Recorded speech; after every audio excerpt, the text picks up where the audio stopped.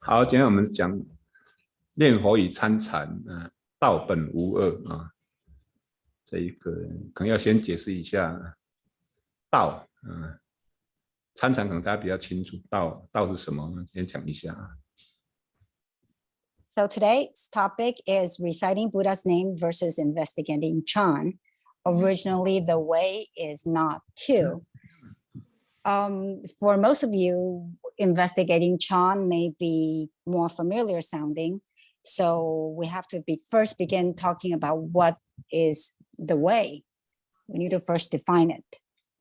虽然讲道本无二，一定要先讲道是中国的道家的名称啊。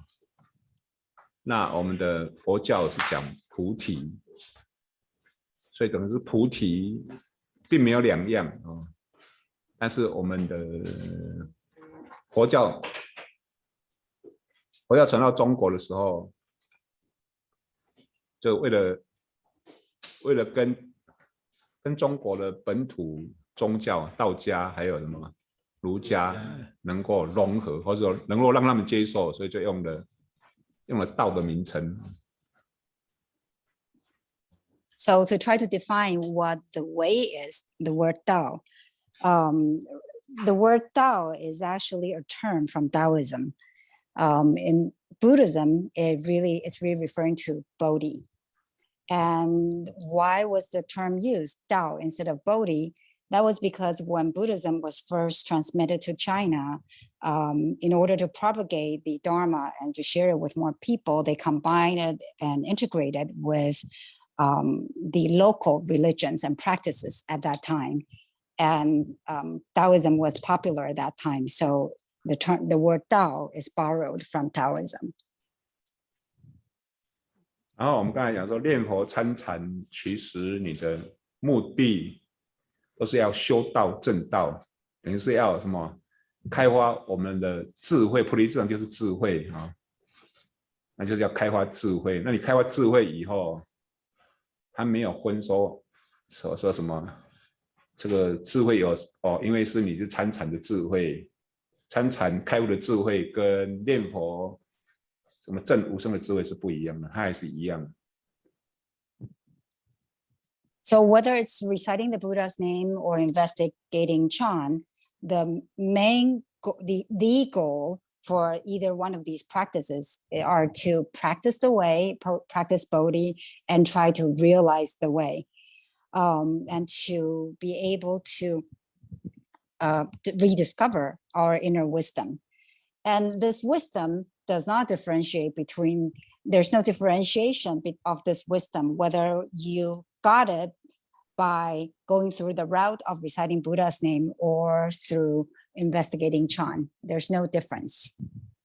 就有点像原始佛教讲说，有一个城，那有东门、西门、南门、北门，那你从东门走的路是不一样的，那从西门走的路也不一样，可到了城里面是完全一样的。Like in the earlier sutras, there's an analogy of people trying to enter a city. And there are 4 gates circling the city, the east, the west, the south, and the north. If you go through the east gate, the path is different than if you were to go through the west gate. But the ultimate destination remains the same. 就有点像是我们法鼓山我们法鼓山在台湾的北部的金山那么去法鼓山大概有3条路从淡水到金山叫做淡金公路，那从基隆到金山叫基金公路，还有阳明山到金山叫基金公路，至少有3条公路阳金公路。而到了法鼓山都是一样，可是从基隆到金山那个两半的风景跟阳明山到那个是不一样的，到了法鼓山是完全一样的。So if we use a modern day analogy, think about the Dharma Drum Mountain headquarters in Taipei, Taiwan. It's located in a town called Jingshan, Gold Mountain. And there are mainly 3 roads that lead to DDM in Taipei. One is going through a place called Danshui, and that street is called Danjing. And there are 2 other that's starting from different places.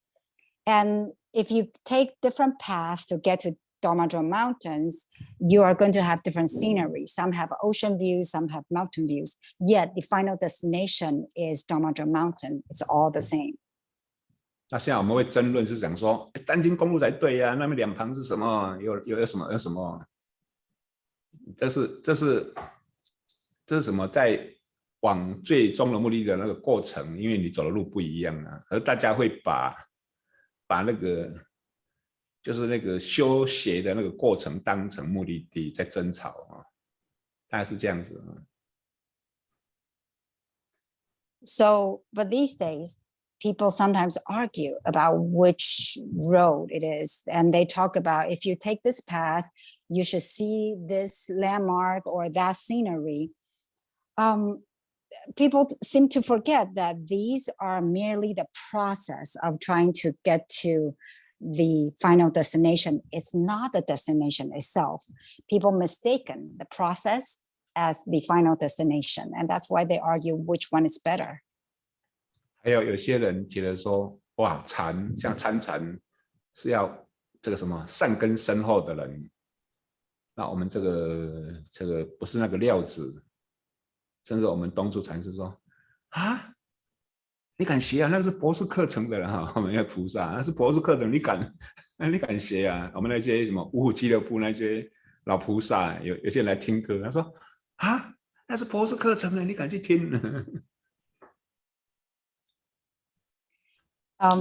？Even for investigating Chan, some people have this misconception that it's something that's reserved for people with really deep and solid good root, for the ones who have been cultivating, seasoned practitioners, and they sometimes deem themselves not worthy for doing a practice like this. Even here at CMC, I have heard people talking about some classes saying that, oh, that class is a PhD level class. How dare you join that class? It's too high for us. Some of the older volunteers will say such things. 所以说，在这个部分啊，到最后应该只有说根器还有相应的法门不同，应该讲说没有哪一个是比较优劣的啊。比如你喜欢念佛的，叫他参禅，他也没办法参，或者说你喜欢参禅的，叫他用数息，他可能没办法。那每个人大概你过去生你比较修习的法门，大概都有一定的程度，那你顺着那个法门就比较什么，比较容易到达目的地，说等于开悟啊，或者正道。At the end of the day, it's really about finding the method that matches your predisposition. There are no methods that's really superior than the other ones. Some people who have more affinities with reciting Buddha's name, they may have difficulty doing Chan practices. Or some people who are really good with recitation may find counting breath very dull. And most of these predispositions of certain types of method has to do with one's past practice in the past lives. So usually you should find out which one is more suitable for you and follow your own inclination and predisposition. It would be more facilitative to your practice.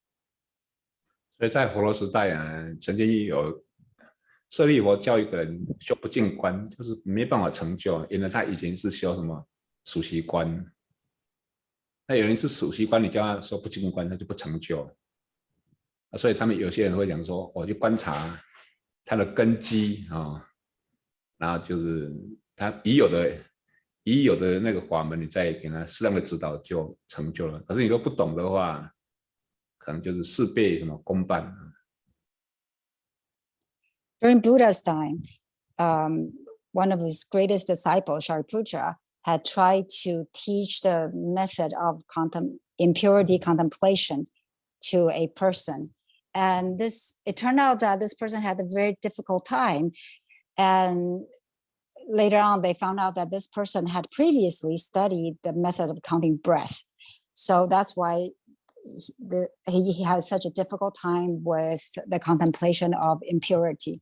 So for many great teachers, they try to observe and try to understand what each student's predisposition is, and then following their predisposition, then enhance their already existing practice. That way we can save time. Otherwise, if you try to go the opposite way, not stay in tune with one's predisposition, then you will have to spend double the effort, but with very minimal results. 像我们现在你在学的时候，你不见得有一个老师可以告诉你修哪个法门。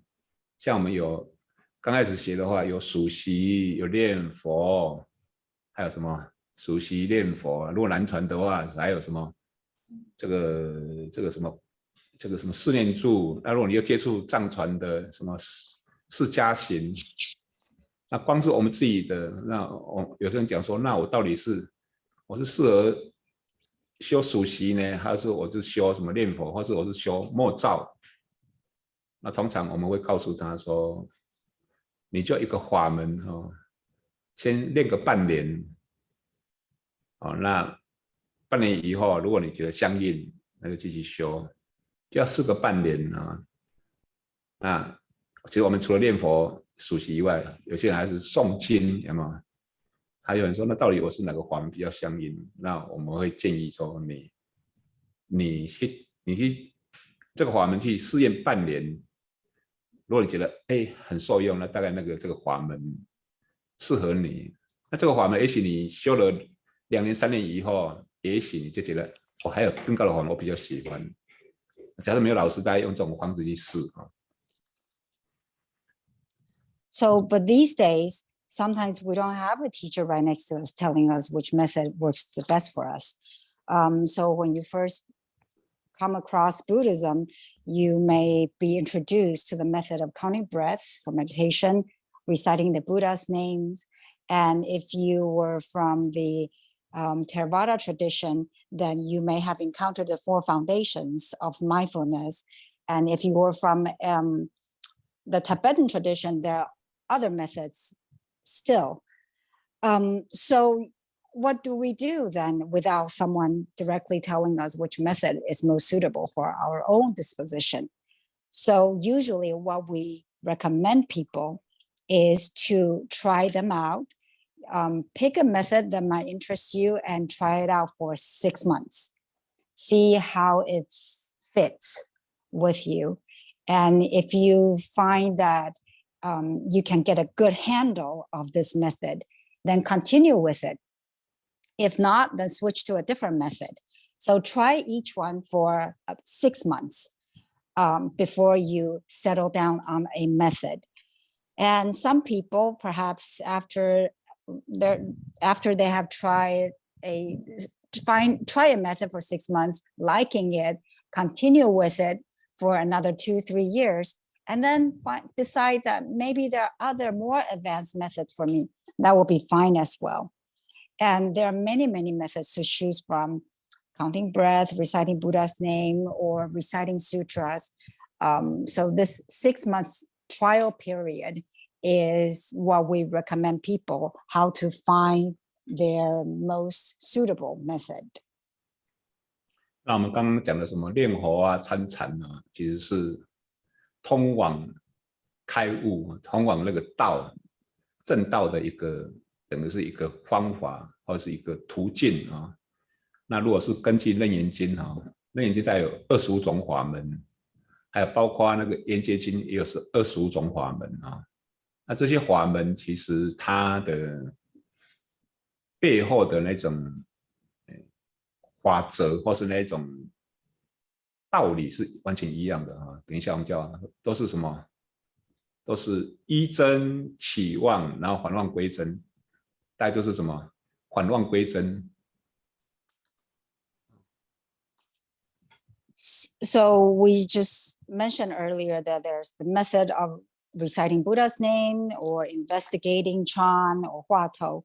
All these are, so to speak, method or paths that will lead you toward the destination of realization of enlightenment. There are actually many more. For instance, in the Surangama Sutra, they listed 25 methods. And in the Sutra of Perfect Enlightenment, there are also another 25. Even though it may look like there are many methods, the essence, the principle behind all these methods are essentially the same, which is to return our deluded mind, return it to the wisdom mind, or to return it to the true mind. 我们开始的标题叫念佛参禅，其实这参禅啊，念佛大概可以是25种圆通里面就大势至什么念佛圆通章，那参禅大概是就是那个观音法门叫什么耳根圆通。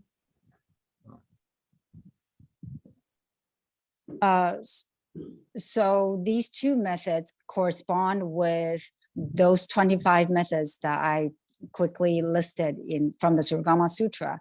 So reciting Buddha's name, this one corresponds with the chapter about reaching perfect understanding through recitation.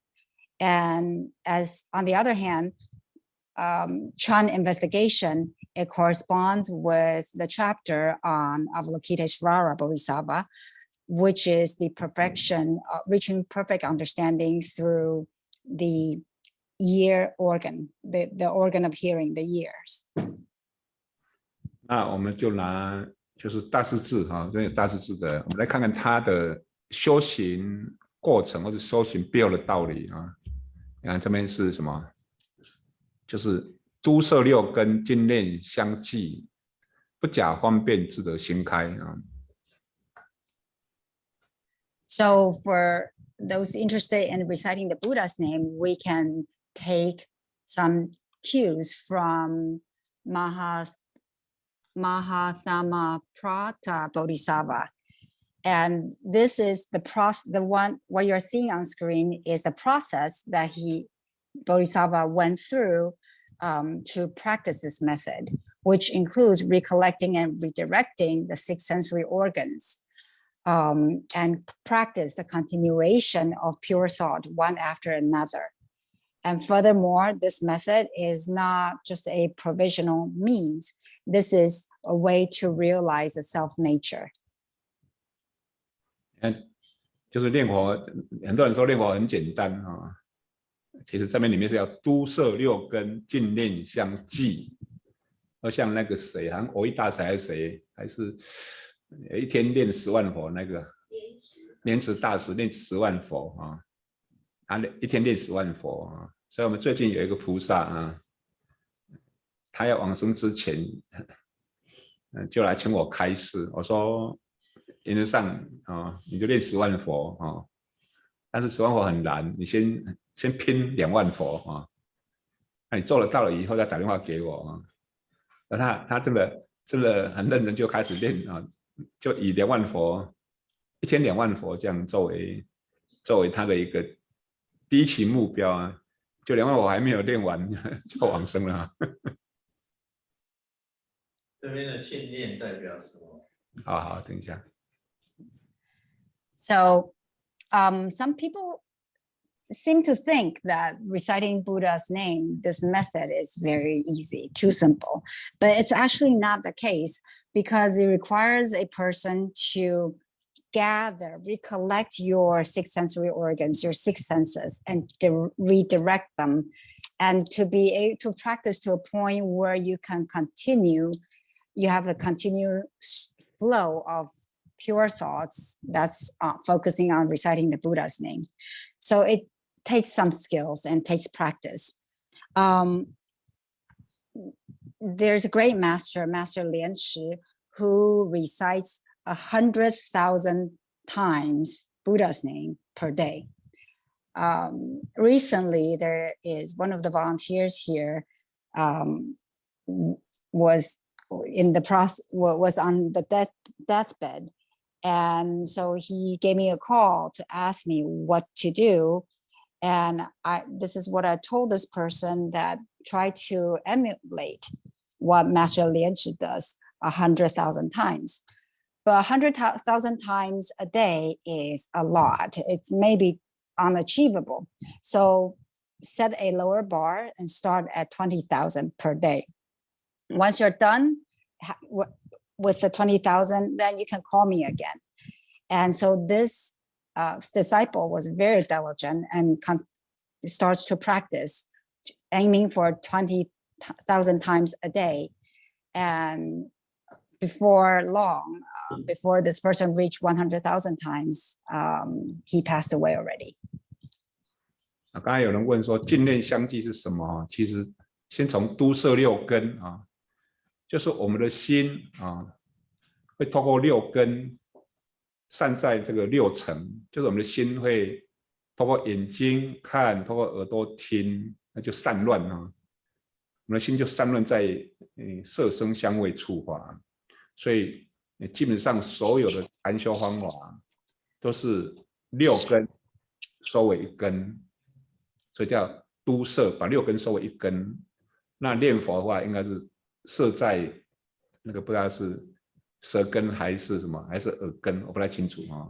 反正摄在一个什么一个佛号上，然后到你把所有的妄念啊变成什么？变成一个佛号的妄念，其实还是妄念啊。只要有生灭的都是妄念，但是它因为是什么？是佛号嘛，所以我们把它叫做净念。反正只要相同的妄念叫做净念啊。那你这样的话，你比较清楚哦，原来这个净念原来是什么？我的心散在色相声相也是净念，只是你不同造型的净念。就你看到一个人，这样实际上就是什么不同造型的佛号啊，散在什么鼻，是不同的造型的佛号。但是你把它变成佛号，你不要知道说哦，原来所有的妄念都是佛号的妄念。那这样的话，念念相继，那你自然这个什么，我们说到最后是什么？叫做能所双哦，能所双我们等一下再讲啊。叫净念相继，没有一丝的杂念，没有一丝杂念不是佛号的，叫净念相继。So earlier, someone raised the question, what do you mean by continuation of pure thoughts? What is considered pure thoughts? Usually it means on a daily basis, our mind is scattered. We attend to many, many different things, and it's scattered to the six sensory organs, attending to the six sensory objects, the sight, sound, smell, taste, touch, and thought. So with this practice, the goal is to collect them. Instead of having your mind scatter on all these different sensory objects, focus on one. When you practice recitation of Buddha's name, you either, I'm not quite sure which one it is, but you focus on either the tongue or the ear. So basically using the Buddha's name as a mean to gather and focus your wandering thoughts. So your goal is to turn all the scattered wandering thought to the thought of Buddha's name. The truth of the matter is, even though it's the Buddha's name, when we look at the very core of teaching, it's still a wandering thought. Anything that arises and perish is still a wandering thought. But no matter, step back. Over here, we call that a pure thought. A thought of reciting Buddha's name is considered a pure thought here. So by doing this practice, after a while, you will start to see that it's your Buddha nature putting on the shape of the Buddha's name. But by doing this over a long period of time, you will gradually be able to obliterate the difference between subject and object, which we're going to discuss a little bit later. And with this continuation of pure thoughts, this requires one to not have any shroud of impure thoughts, of any other scattered thought. All your focus is only on the Buddha's name. 所以我们像广钦老和尚，他曾经念佛，第一个念到一个禅堂不见了，应该讲说禅堂，他要去看禅堂的妄念都变成佛号的妄念，所以第一个禅堂不见了，接下来他在哪里不知道了，这样就是他的身体要去感知身体的妄念全部转化为佛号，所以身体也不见了。那接下来世界不见了，身体不见了，然后接下来就有3个月的佛号在他心中啊，就只有佛号3个月啊。那广钦老和尚就跟一个就是有一个踢馆的哈，有个踢馆的去找广钦和尚，他觉得因为他要参禅嘛，他觉得这广钦老和尚只会念佛，觉得有点看不起他。广钦老和尚就把这个他的经验讲出来，他说：“我认为这是念佛三昧啊，那你认为你是不是认为不管你了啊？一般要练到这样子哈，就是什么？这个实际上跟我们参禅是一样的哈。” So the story of Master Guangqing once was practicing the recitation of Buddha's name. And he was so focused to a point where he noticed that the Chan Hall has disappeared. What really happened with that is the wandering thought that arises when he tried to look at Chan Hall, that wandering thought is replaced by the thought of Buddha's name. And also then he looked around, he realized that his body has also disappeared. Similarly, the thoughts that he uses to perceive and have feelings of the physical body has also been replaced by the thought of Buddha's name. Following this procedure, the world, the physical body have all fallen away and disappeared. And Master Guangqing was in this state of samadhi for 3 whole months, focusing purely on the recitation of Buddha's name. And after a while, later on, a person came to challenge Master Guangqing. This person thinks that, oh, you're this old monk who only knows how to recite Buddha's name. There's not much to you. So this person who supposedly is a meditation practitioner tried to challenge Master Guangqing. And Master's only answer, he explained the state that he experienced to this challenger and said that, I believe this is a state of samadhi, of reciting Buddha's name. I don't know what you think it is, but it doesn't really matter. But this is really the attainment that I have achieved. 同样的哈，就是其实我们参禅呢，我们参禅也会参到什么？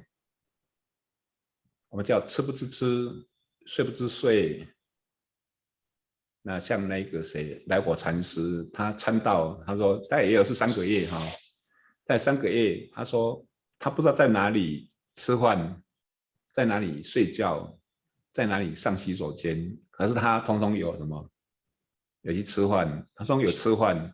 也有睡觉，也有上洗手间，可是他不知道在哪里。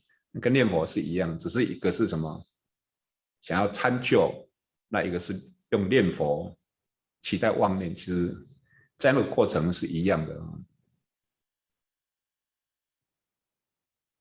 So that whole process that I just described about Master Guangqing is actually very similar to the state of investigating Chan. For people who investigate Chan, they also experience similar kind of state where they're eating, but they don't know what they have eaten. They sleep, but they don't know where they have slept.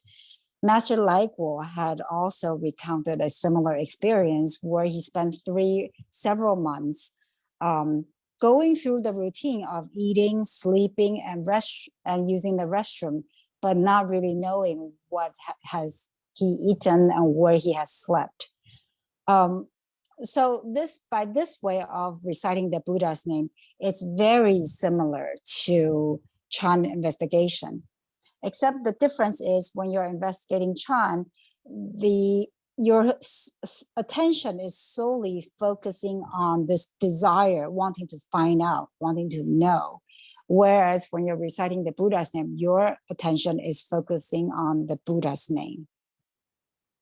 像我自己也曾经下棋下了大概连续下了可能下1个月整天下下完以后，我在马路上看到漂亮的小姐，我还是马二进三，炮二平五你没有其他妄想可以那个，看到电线杆也是都是棋，那晚上躺下去也就是什么，整个晚上的梦都是棋，那醒来第一个念头就想要下棋那师父跟他讲说，这个叫下棋三昧所以还蛮厉害的这个下棋三昧。那下棋跟这念佛不太一样的地方，或者参禅不太一样的地方，他们到最后就只有什么，可能甚至都没有语言相。那如果是念佛的话，它只有念佛4个字。可是我下棋的话是一堆，可能一下马，一下炮，一下兵。虽然是都同一个范围上，但是它这里面是什么？有很多东西奇奇妙妙的，所以还是不太一样的。I was once in a kind of similar kind of state, trance, or some sort of concentration state, when I was really engrossed with playing chess, Chinese chess. And all day long, that's all I could think about, and about playing chess and thinking about all the moves I could make. When I walk on the street, I see a pretty girl. All I think was the moves of the pawn or the queen. When I see a light pole, I still think about the chess, and I fall asleep thinking about playing chess. I wake up, that's the first thing I think of, playing chess. And Shifu was very wise. He said, you are in a state of the samadhi of playing chess. The only difference, though, this chess playing samadhi, that the difference it has with reciting Buddha's name or reciting investigating Chan is, in the case of Chan investigation, at the end, when you enter that samadhi state, oftentimes people lose the language forms, that the language form is not readily accessible when they're in that samadhi. For people who recite Buddha's name, the only thing that is left is that Buddha's name, and everything else falls away. On the other hand, when I was in that trance of playing chess, there were still many wandering thoughts, because I'm thinking about moving the pawn or moving different pieces on the chessboard. So there are many wandering thoughts, many language thoughts that arise and perishes. So that is one big difference between what I went through playing chess versus people who are in the samadhi of recitation or investigating Chan. 那其实我们每个人我们说要什么明心见性要见道要修道那其实我们每个当下从来没有离开道，从来没有离开智慧心，或是说从来没有离开我们的空性佛性那这边叫体相用，就是我们的心性一直处在那种不动，我们叫什么不动，叫什么照而常寂，寂而常照的状态。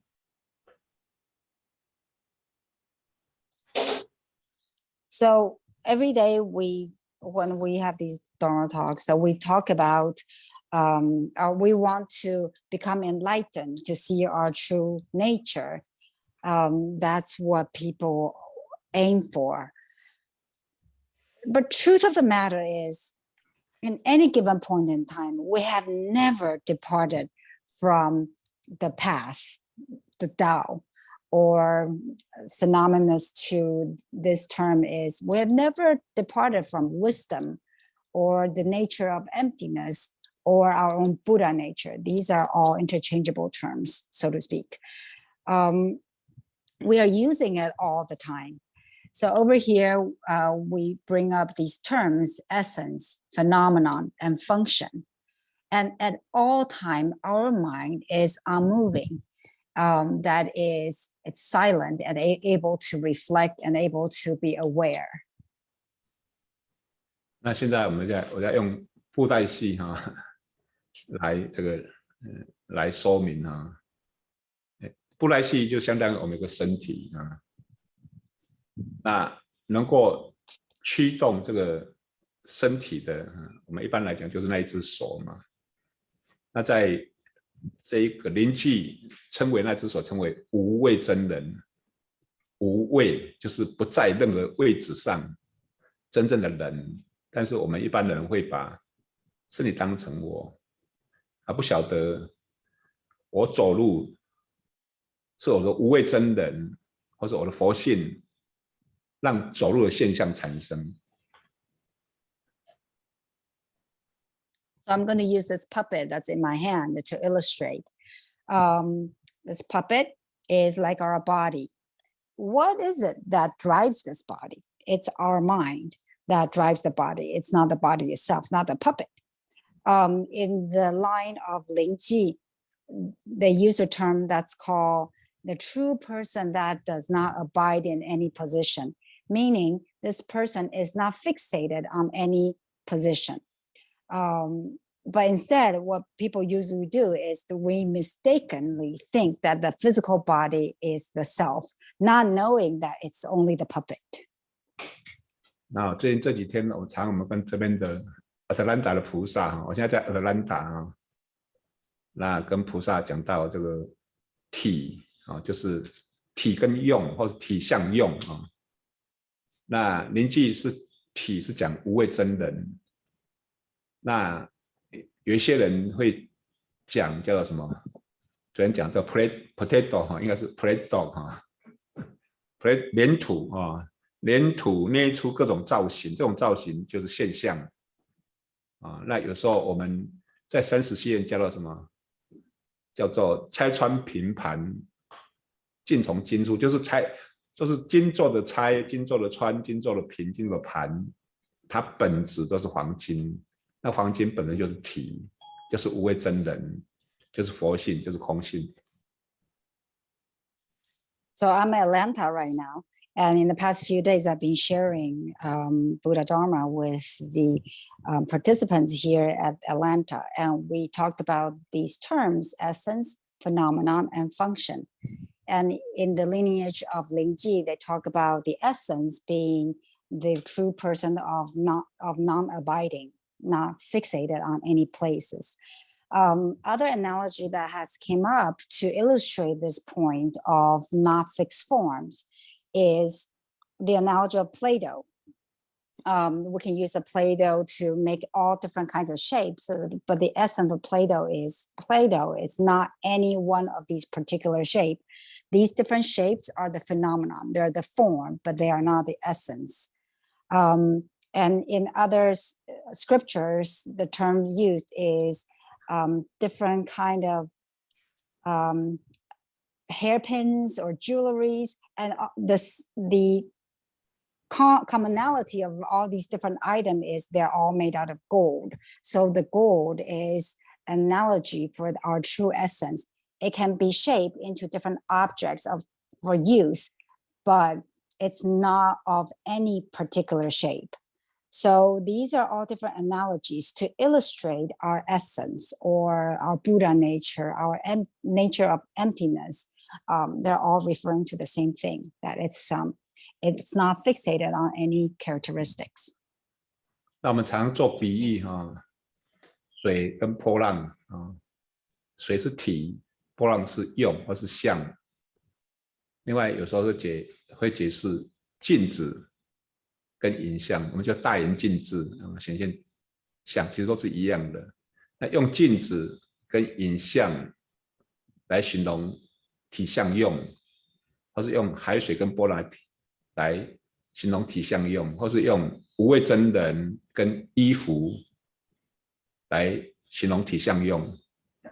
那好像一般人最容易理解的是什么？海水跟波浪所以说我们的这个台湾的那些寺庙都是迎迎来寺、迎吉寺、宝迎寺。好。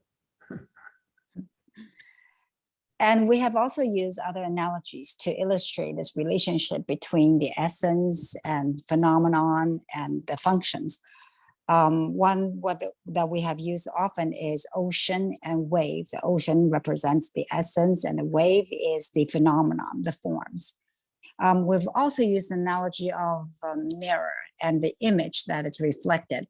The mirror has the ability to reflect everything that is the essence, and the images reflected are its function and the phenomenon.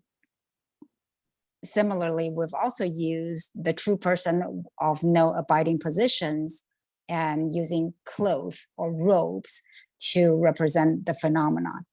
It seems that most people are able to grasp the analogy of ocean and waves the best. That seems to be most tangible for most people. And that is why all these temples that we have under DDMs, all these temples tend to have the character cloud as the name of the monastery. Cloud, various names of monasteries with the word cloud. 那这一个你看我们的水水把它就是什么冷冻就变成冰，那把它加热就变成什么云。那如果是一般的正温是水，它实际上它的本质都是水，但是形状不一样，而且特别是云是变化万千。就像你说，我们用佛性产生了种种的种种的比如说表情然后这种什么就动作乃至于语言完全不一样，可是它的本质都是佛性变现的功能。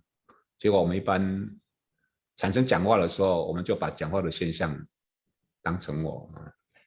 这是我们在平常对话的时候讲一句话，对方就跳起来，因为觉得那句话是他。So we can also use water as an analogy. When the water is frozen, it becomes ice. When it's heated, it becomes steam and becomes the cloud. And when it's in room temperature, then it takes the form of water. And these are all different shapes, but the essence of ice, cloud, and water is just water.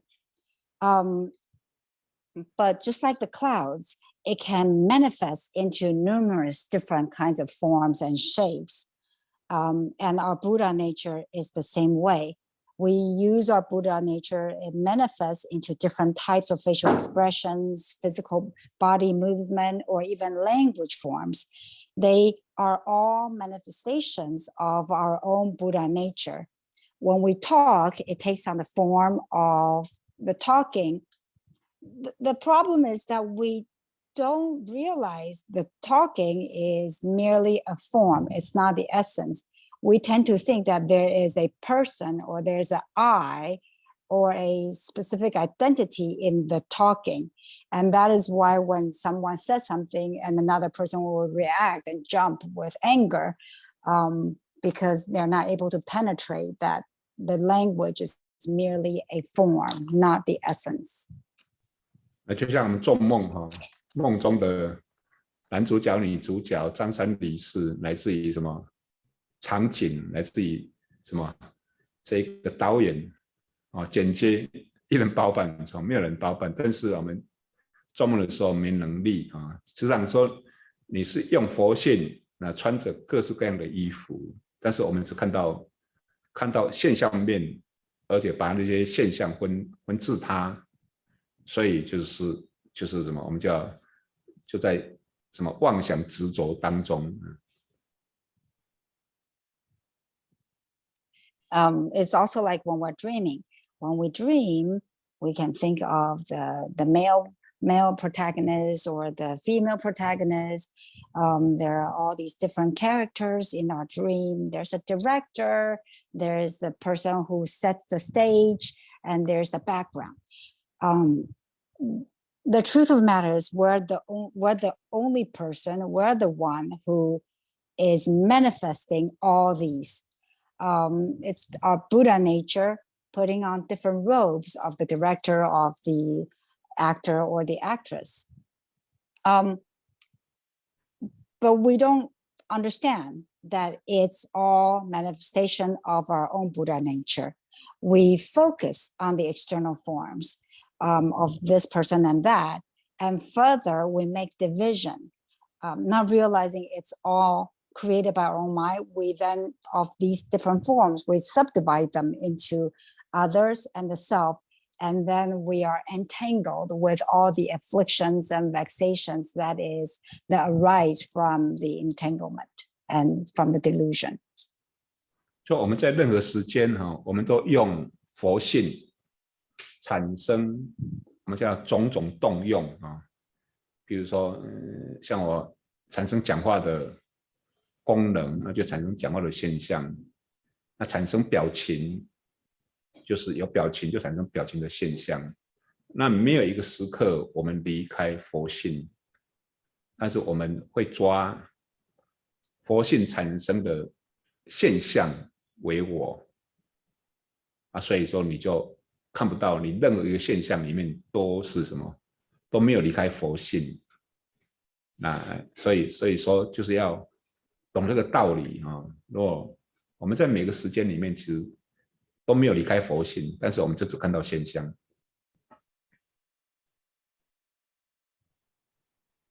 So at all times, we are using our own Buddha nature to create all these movements and functions. When I talk, I'm using Buddha nature to perform the function of talking, and they give rise to the phenomenon, the forms of the words that is uttered. Same thing with making facial expressions. Buddha nature manifested to use the function of showing different facial expression and creating the phenomenon of different facial expressions. At all times, we have never departed from the Buddha nature. But we, instead of realizing and seeing the essence, we grasp onto these disparate forms, disparate phenomenon that's created by the Buddha nature. And we take a subset of that and thinking that that phenomenon is me, the true self. That's where the problem arises. We don't see that we have actually never departed from our own Buddha nature. 那我们随时就是用佛性在产生动用，但是我们只看到现象嘛，所以我们说佛性就在你当下。就我们有个学生就是这个什么就是我们深大的学生，他就告诉我，他说我又没有体证，我怎么知道我有佛性？我说你现在在跟我讲话那个能力，他就问我那是什么？那没办法这个那只好就像师父讲的是说开悟不用修因为你本来就记住了，那个佛性本来就有了，也不用修那师父讲说修来的都不是了但是师父讲说你没有修，你不知道开悟不用修。So at all the time, we're using Buddha nature to create movements and functions, but we grasp onto the separate phenomenons and taking that as the self mistakenly. But we are our Buddha nature directly at this very instant, immediately. So earlier, a student at DDM approached me and said, I have never become enlightened. How do I know what my Buddha nature is? How do I know what you're saying is true? And so what is my Buddha nature? And I said, your Buddha nature is what it is that is asking, what is my Buddha nature? What it is that is talking right now, that is your Buddha nature. And the student was still very dumbfounded, say, then what does it look like? I was quite a bit at loss with words to answer that question. Because really Buddha nature, you don't need to seek it or cultivate it. It's already within each one of us at all time. So Shifu, he used to say this, enlightenment does not require practice or cultivation. But without practice or cultivation, you will not realize that you have reached enlightenment. So it's already within each one of us. It's not something that we have to seek or get or obtain or practice in any external ways. It's already within us. 那最近常常讲说啊，活性的体相用啊，常讲这一些，我就发觉哦，我讲一讲以后，大家就是一个很好的催眠哦，大家就慢慢的哦，他很想听，但是就是什么，就眼睛睁不开啊，那只要讲一些鬼神的故事啊，大家就哇，兴趣又来了啊。那没办法哈，那我曾经就讲给大家比较，大家随时都会经验到的，说心中的妈妈不是妈妈。结果我就发觉有一个人呢，他经过3年才听懂啊，因为每次我讲心中妈妈不是妈妈，他每次都讲跳上来跟我理论啊，那下面有一些老参都没有，就我都不动，他想说大概可能是他的问题，他每次都想要上来跟我踢馆哦。3年以后，有一天他晚上做了一个梦啊，梦到他在梦中跟人家吵架。吵到醒来以后还在跟他吵，才发觉哦，原来梦中的那个不是对方呢，他才懂啊。所以我就发觉讲这些东西啊，真的你没有体验啊，就是光是一个什么一个观念，而且这是大家随时犯的错误，不能讲到错误了，叫众生用啊，都不知道。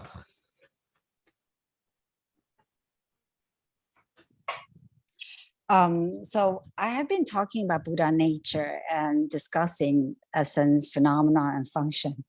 But the thing is, I realized that sometimes what I'm saying seems to act like a lullaby for many people. And people really do earnestly try to understand and they want to hear. Yet, whenever I start talking about essence, phenomenon, and function, people's eyes tend to gradually start shutting and they fall asleep. I don't know, I'm a bit at a loss. So I try to find more real life examples to share with people. I had to intersperse the talk with stories of spiritual beings or other stories to make people wake up. But the other approach is using more real life examples. And I have been using this analogy, telling the audience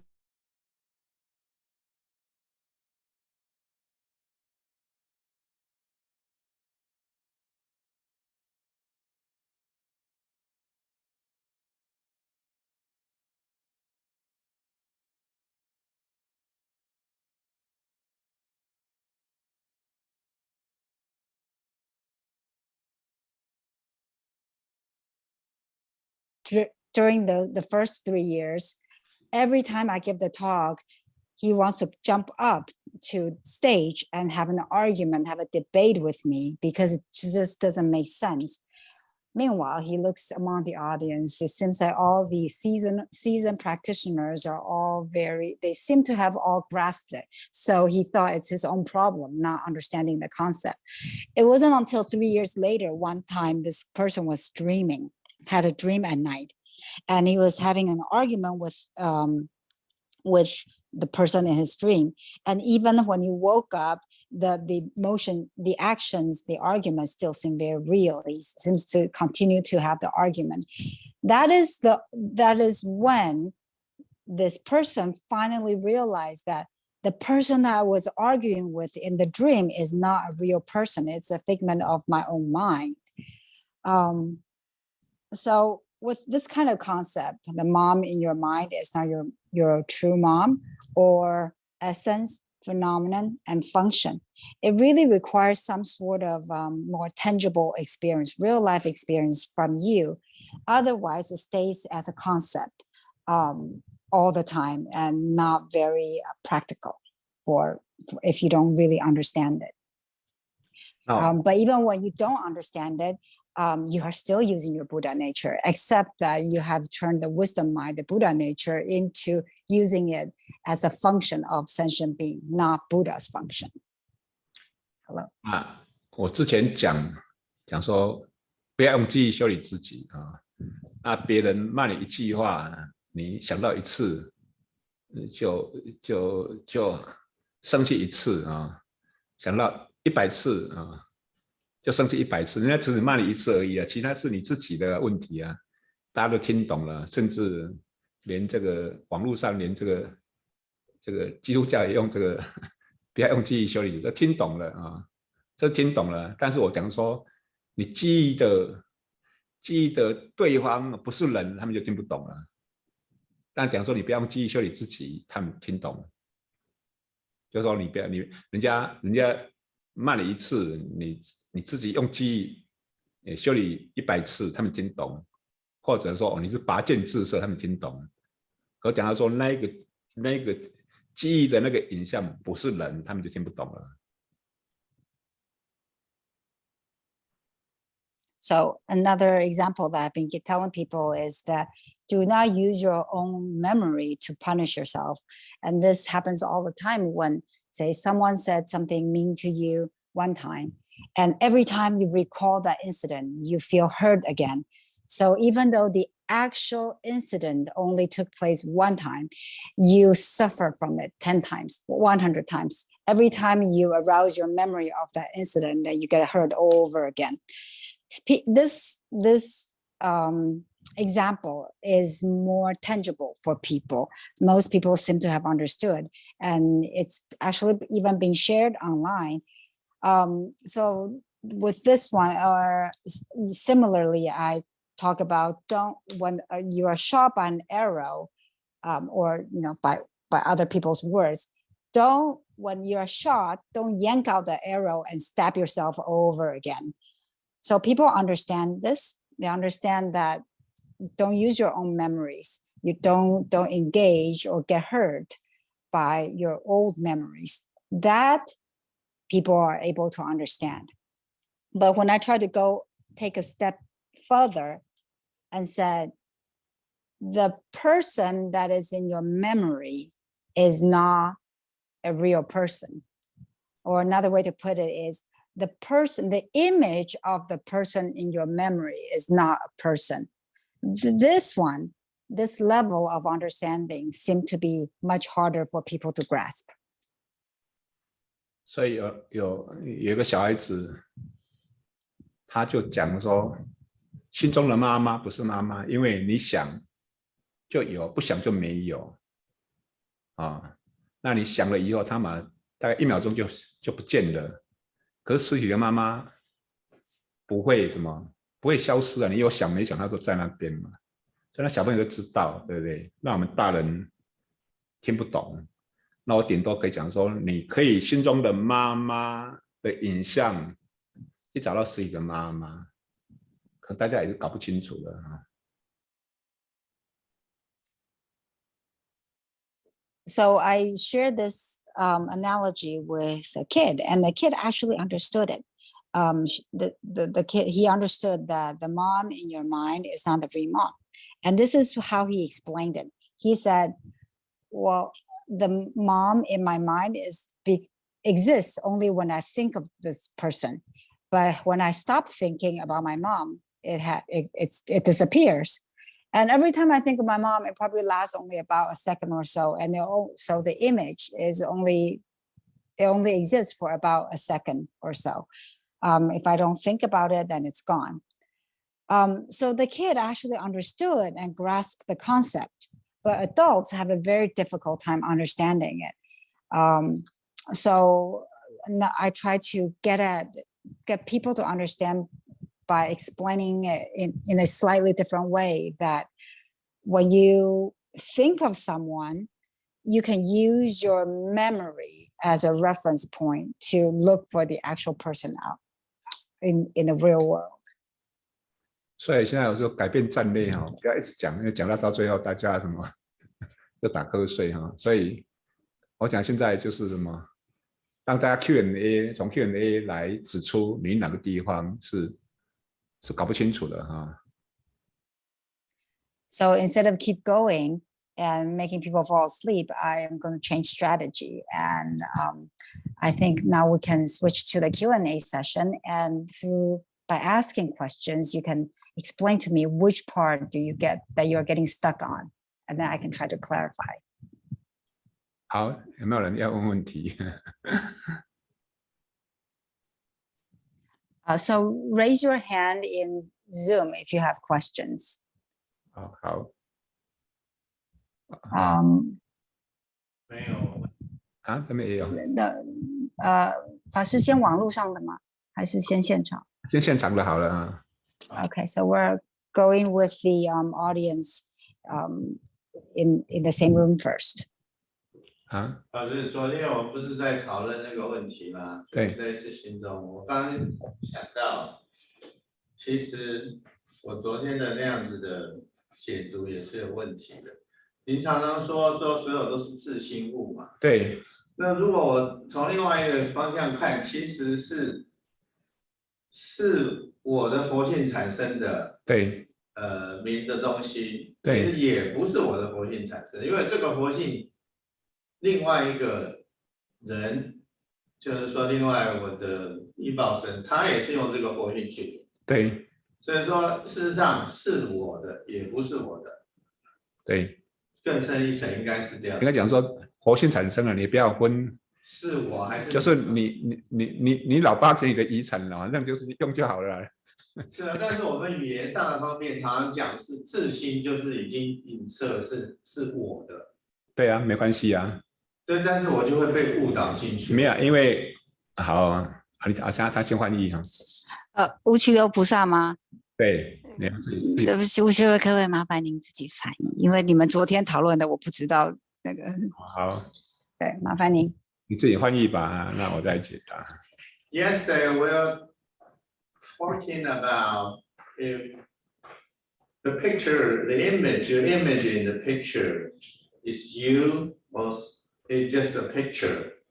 And that represents that it's all coming out from your heart, your mind. But I was thinking just right now after I listened to Faster's teaching, actually, if you want to be more precise, it actually is not my Buddha nature is manifesting this phenomenon, whether it's a picture or as a shape of a person. Because the other party, they also can use the same Buddha nature to manifest my images. So because we all normally often say it's the product of my mind. It's my mind is misleading me all the time. That is my question. 好，你讲自己的自信啊，或者我的佛性，他的佛性，讲我他没关系啊。那主要的就是我的佛性跟你的佛性没有办法分界线，就是我能够既有见闻觉知的能力，跟你既有见闻觉知的能力是没办法分界线。有点类似什么？美国的虚空跟中国的虚空是没办法分界线，所以你讲说我的佛性，你的佛性，你只要知道我的佛性跟你的佛性没办法分界线，也就是不一不二的。先不管了哈。不管那个。对。So Fashi's response to the revelation, to the question, is that we do use words to say my Buddha nature or your Buddha nature. For the time being, it's okay. But in reality, Buddha nature is not divisible. There, you can't really draw a clear boundary between my Buddha nature or your Buddha nature. You can understand it like you cannot draw a division line between the space of the US or the space that's above China. You just can't. It's all empty space. But for the time being, it's okay to use temporarily my Buddha nature. 是在线上还有别的哦？您还要继续？好，那我只能说不一不二，因为像吴奇友刚才讲不一不二啊，不一不二，你就来看看，比如说美国的虚空跟中国的虚空，你会不会讲说不一不二？我想可能不会啊。那有时候我们讲不一不二，比较讲到说黏土做成的形状不是一也不是二，比较是指佛性跟现象面的关系。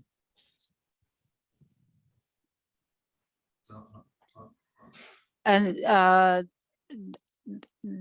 a term was mentioned in this brief discussion of not one nor two, not one nor two. And the use of this term, we usually, when you think about this, the empty space above or on top, above the United States, America, versus the space above China, we usually don't, it doesn't quite fit very well. We don't talk about not one nor two. Instead, this phrase that was mentioned is usually referred to the relationship between one's own essence and the phenomenon that is created, manifested with this essence. Like a lump of clay is forming different shapes. It's neither one nor two. So this phrase is used to describe the relationship between Buddha nature and phenomena. It fits better that way. 哦，好，那应该换星佑菩萨吧。法师阿弥陀佛。法师，我想请教一下，今天听到法师在说，师父说您不用修，修来的都不是。但是你不修，你不知道开悟不用修。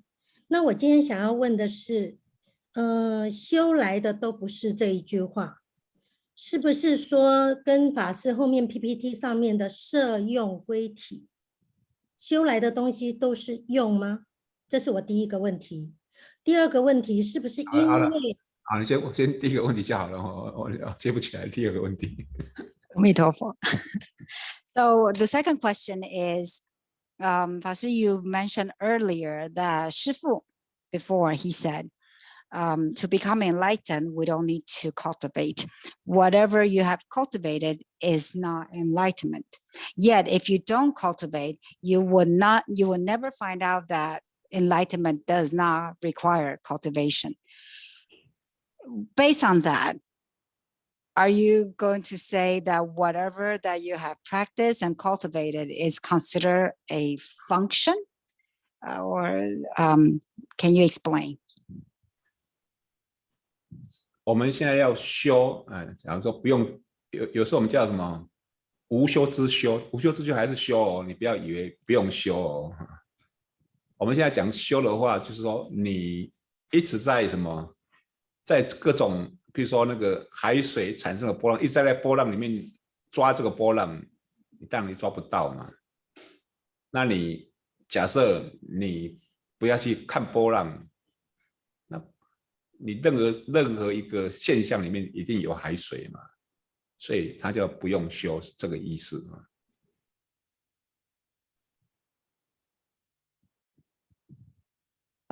So this kind of no need to cultivate is referring to the practice of no practice, or the cultivation of no cultivation. Basically, if you are the so-called practice that we engage in, oftentimes we are still trying to grasp onto a particular wave while we're in the ocean. We're looking for the ocean, but we're grasping onto the waves. You will never find it that way. So, but instead, if we do not try to grasp onto or stare at any particular wave, then you realize that all phenomenons are made up of the ocean already. So that's what it's referring to. 所以，就是我们有时候我们会讲说什么，你要很努力的不做任何努力，这要不要努力？要啊。要很努力的不做任何努力。So another way that we talk about it is that you have to work really hard to not work hard. You have to work really hard to not work hard. Is it still working? Yes, it is. 那如果说我们说不修之修是什么？他们叫什么？道不用修，但不要污染。有没有这个道不要修，但不要污染？所谓污染就是什么？有能手的叫做污染。那你要很用功的，不要有能手，那还是修啊，叫无修之修啊。So this practice of no practice, how do we explain this? So the way to reach the way, or to reach Bodhi or enlightenment, it does not require, you don't need to practice to get there. Yet at the same time, it's already pure and you should not pollute it, should not soil it. And what do we mean by polluting the path or soiling it? Whenever you are operating with this dualistic mind of subject and object, you are polluting it, you're soiling the path. So we have to work really hard not to soil it, not to introduce subject and object onto this already pure Buddha nature. That is called the practice of no practice. 如果像我们默照就是什么？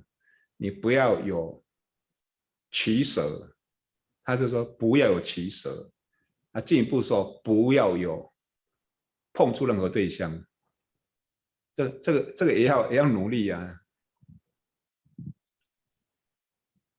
And so even in silent illumination, that we have to try to practice not grasping or not attaching to anything. That's still practice. You have to work hard on trying not to grasp onto things. 那不要碰触任何对象上，就叫心不住相。And to not come into contact or attach to any form is called what we call non-abiding in any specific characteristic or form. 这样可以吗？哈，因为说先问你个问题哈。好，那我们请这个谁？第一个是马香燕这样，马小燕是吧？ We are going to ask people to please just ask one question at a time and leave time for more people to ask questions. 第二个是什么？对，要不要？老师还有一位那个 Michael Giles， 他之前有举手，后来手又放下了。那你跑掉了，没看到他。Is Michael still here? Would you like to ask a question? 目前没看到。好， Omitofo, actually, my question was sort of answered by a previous question, so I lowered my hand. Thank you. Thank you. Thank you for the talk as well. 好，换是马小燕，马小燕是吧？对，马小燕，谢谢师父慈悲。我的问题就是好像就是继续刚才师父谈论的这个问题，就是说，我也知道说我们一定要非常努力的去修行，但是我的问题就是说，是不是修行它会就是如果进入下个阶段，是不是我们会自己会知道，还是说我们一定要问一下师父，我们到底是进入了哪一个阶段？就像师父刚才说的，首先是修，然后进入无修。那从修到无修那个阶段，是我们在修行中是自己会自动发觉的，还是说要咨询师父说，我这个阶段已经修完了，那我可以就是继续到下个阶段了。我现在就是一直在弄不懂这个问题。谢谢师父。So I would like to continue our early discussion about the practice of no practice. So I understand that we actually do have to work hard to practice to reach that kind of state of no practice. But how do we know if we have reached the next stage of practice? Do you think we will know it ourselves, or do we have to ask for someone to verify? How do we know that we are graduating from the state of practice to the state of no practice? This kind of stage-wide development. Is it something that I will know myself, or is it something that I need to ask for guidance? 大概你在修行的时候，有点像是，譬如说开车啊，你从纽约开到佛罗里达，你会经过好几个城市。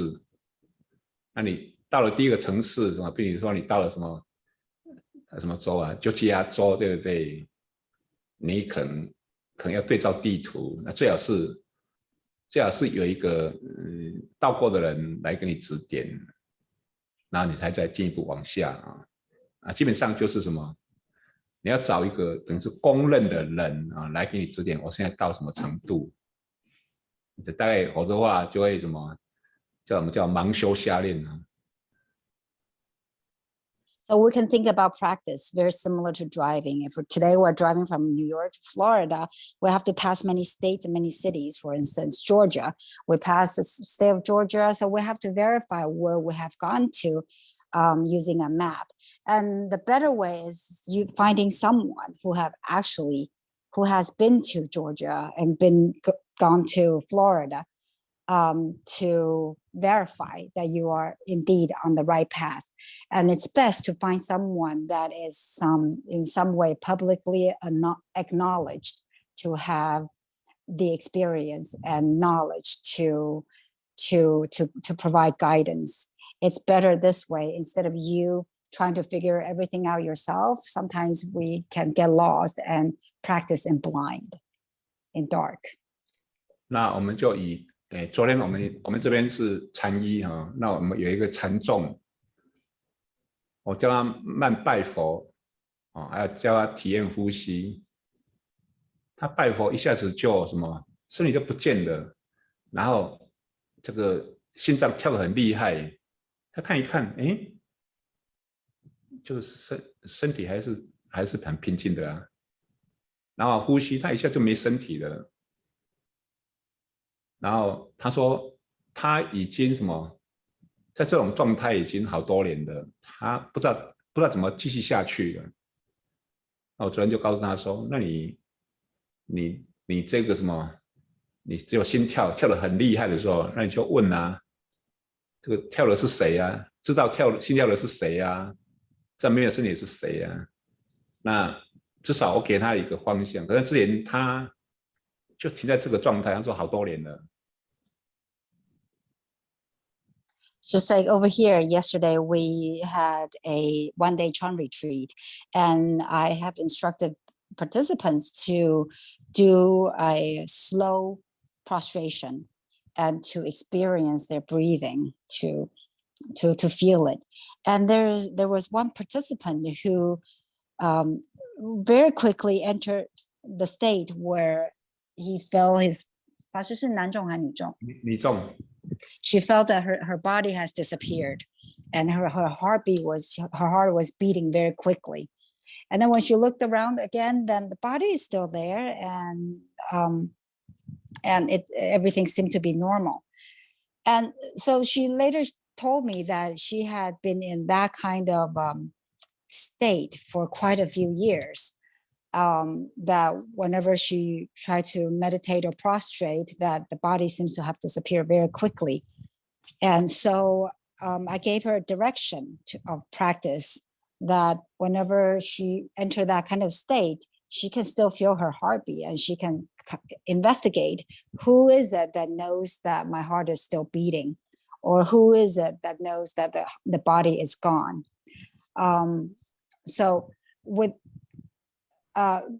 So at least I'm able to provide a next step or further directions to what she can do with the state that she encounters.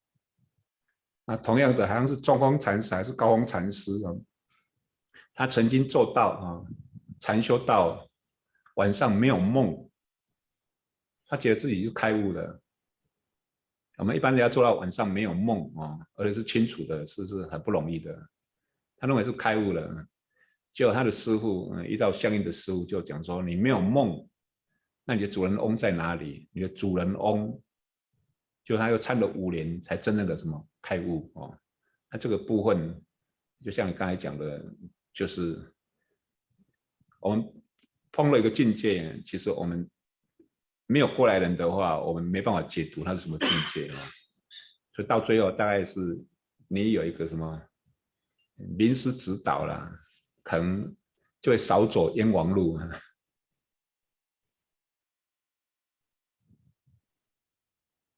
So there's a case of Master Gaofeng where he experienced that whenever he falls asleep, there's no dreams. Usually people sleep and they have a lot of dreams. So that is quite something to have no dreams in sleep. So Master felt that I have reached enlightenment already. Is this enlightenment?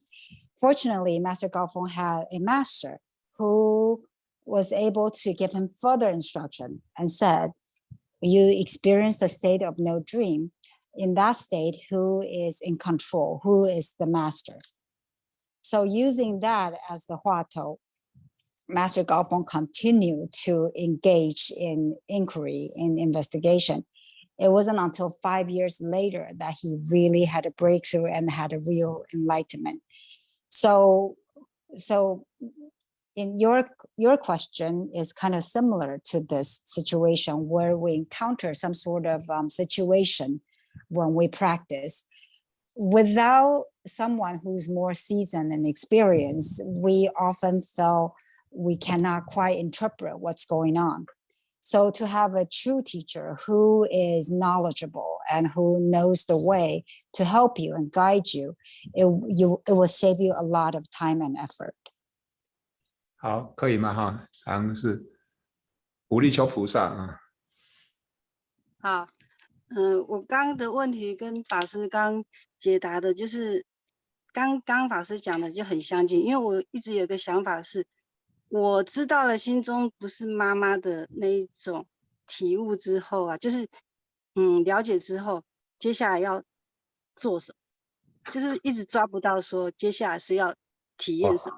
好，谢谢你有问这个问题对，So my question is very similar to what you have just said, the next step of practice. So you have been teaching us the mom in your mind is not the true mom. And I have been wondering that I kind of understand the concept and have some experience with it, but then what's next? What do you do with it? Can you please clarify? And Fashi said, thank you for asking that question. 基本上你知道，信说妈不是妈妈，比如你想起妈妈，通常我们不会只是想起妈妈而已，或想起张生而已，你其实是想起某某人的影像。第一个，你把它当成真人，然后你就会引发一堆感受、想法，可能哇好感激啊，好愤怒啊，它是会瞬间连接相应的什么想法、感受，然后这种我们叫身心反应，所以到最后是要什么？一个是看到那一个我是对着影像生气或是舒服，这是第一个。接下来你要处理，最重要你要处理是处理你引发的情绪、感受、想法，也就是说，你接下来要很清楚的有想法、有感受、有种种妄念，但它都里面没有我，然后它都是佛性的妙用，就是佛性的功能。Once you have understood that the mom in your mind is not the true mom, what usually happens is when we think of someone, we don't think about that person singularly. It's not just you don't just think of that person. There's usually a whole cluster of thoughts that comes with it. So the errors that we commit in this whole process is that first image come up and we mistakenly think that image is the real person. And then afterwards, thinking that it's a real person, there's a whole slew of emotions and thoughts that arises associated with this person. It could be anger or feeling grateful toward your mom. So you have all these. So once you're able to see that the mom in your mind is not the real mom, then you have to start dealing with everything that follows. So the first level of understanding is that you need to tell yourself that it's the image that I'm angry at or I'm feeling thankful for. It's an image, it's not the real person. So that is the first understanding that needs to be in place. And then you have to start untangling or dealing with all the feelings and emotions that you have associated with this person. And it's okay to have them, but you need to know they are all created by your own mind. They're all manifestations of your Buddha nature. There's no intrinsic self or any specific identity associated with these feelings and image and emotions. They're all created by Buddha nature. 那有这种概念以后，其实实际上的那种我们说能够想到还能够关照，其实你要有什么质的基础，就说你要，比如说你要让自己身心放松，那有一定质的功夫，你才可以想到还要关照它。它不过是一堆什么不同造型的妄念，然后接下来又要一个是什么？我们叫做默照啊，就是说你看到这些现象，那你只是知道，不去做反应，只是知道不做反应。那你因为不做反应的时候，它这些引发的这些感受想法，慢慢它就什么，就停下来了啊。所以是要有质的功夫，还有不去碰触，等于是会的关照，只是知道，但是不做任何反应。So once you have this concept, and to engage in further contemplation, you need to first become somewhat skillful with stillness, stilling your mind. And in this process, you have to practice letting go and relaxing your body and your mind. And so, and by having to be able to be still, you will see that all these reactions and feelings that you have, they are merely wandering thoughts in different shapes and forms. And then you can practice silent illumination and observe them clearly, but not react to these feelings and images that's created by your mind. And gradually, if you're able to observe and not react to it, it will slowly quiet down and slow down. And then you also include this practice of not contacting, not engaging with the phenomenon. So these are the next step that you can take. 哦，好，常意思是吧？好，我叫陈英台，我想知道这幻象或者声音是怎么一回事。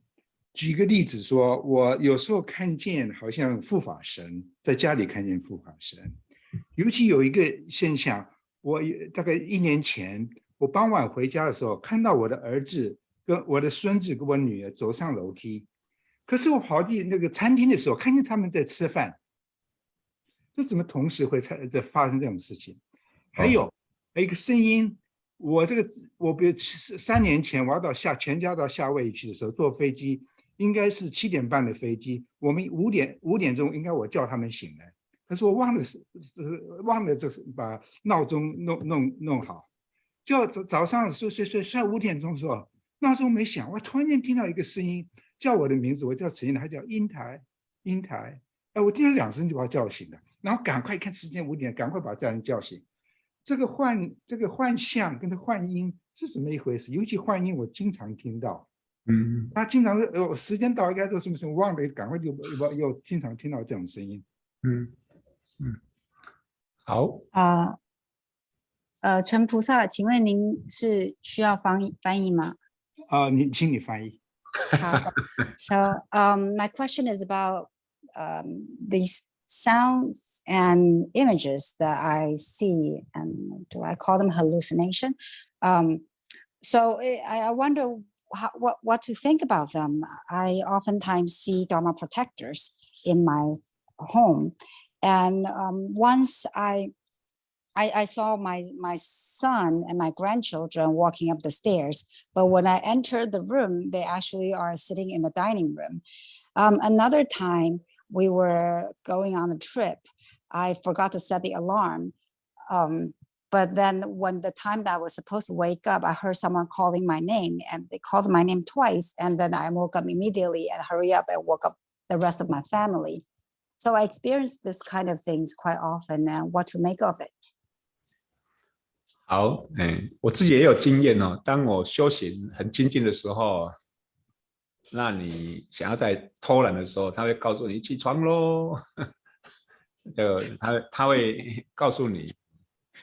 还有我们有一些法师啊，他可能动了什么念头，晚上看他做梦就哇哇叫，这个也是有的哈。